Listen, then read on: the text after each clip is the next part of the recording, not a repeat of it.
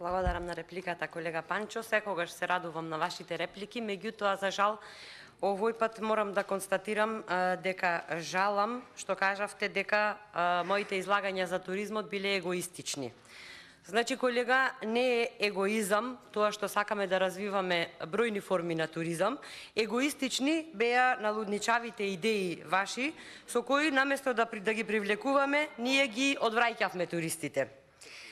Вински туризам, велите, недостасувал во рете, може би не сум го навела, затоа што милион форми на туризам, ете сум го изоставила винскиот туризам, но ви стојам на располагање. Во амандманов е наведено дека имаме стратегија за развој на туризмот, со која ќе ја дополниме националната стратегија за развој на туризмот, па заедно би седнале, ево и јас и вие и сите кои што имаат желба за развој на туризмот, не е проблем. Секој денар плюс во туризмот го ценам. Ете и комисиски амандман нека биде. Ето и нека не бидат 70 милиони, нека бидат 30.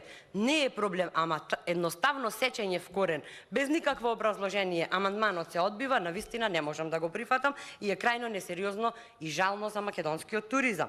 Значи, сите идеи и можности можеме да ги срочиме во еден таков документ, па ете и винско-езерскиот туризам.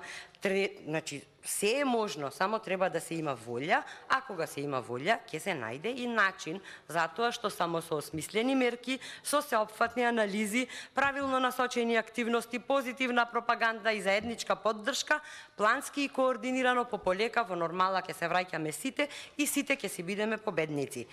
Пак ќе кажам, секој денар плюс во туризмот го ценам и ќе го прифатам. Имаме можност комисиски да договориме, да го преуредиме амандманот и да го прифатиме така преуреден. Верувајте, не патам од комплекс кој ќе биде потпишан на амандманот. Ете и Панчо Минов нека биде потпишан на амандманот, само нека се доделат ови или Лолита. Небитно, значи воопшто не ми е важно. Важно ми е да се обезбедат средства во туризмот.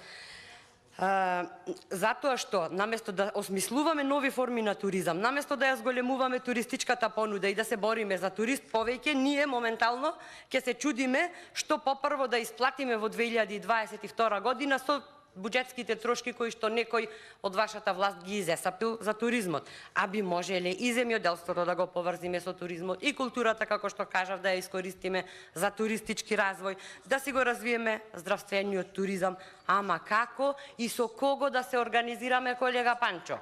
Кога во оваа држава само криминалот е организиран, се друго се случува спонтано. Ви благодарам. Ви благодарам.